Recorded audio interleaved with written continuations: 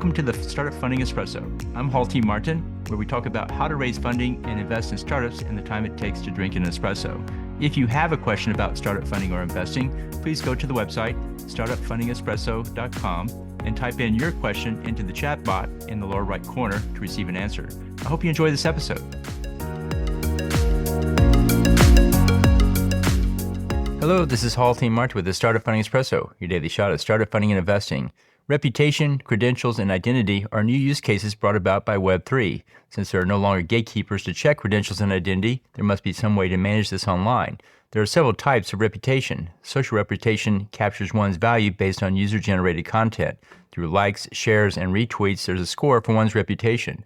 Contribution reputation captures what one has done and gives it a score. Credentials represent achievement of a certification based on accomplishing tasks or participating in activities.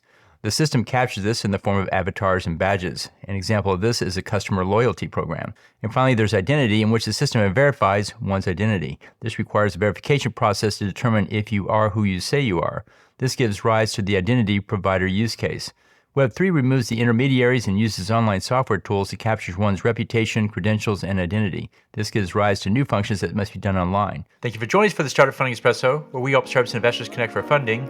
Let's go start listening to today. Hall T. Martin is the director of Investor Connect, which is a 501c3 nonprofit dedicated to the education of investors for early-stage funding. All opinions expressed by Hall and podcast guests are solely their own opinions and do not reflect the opinion of Investor Connect.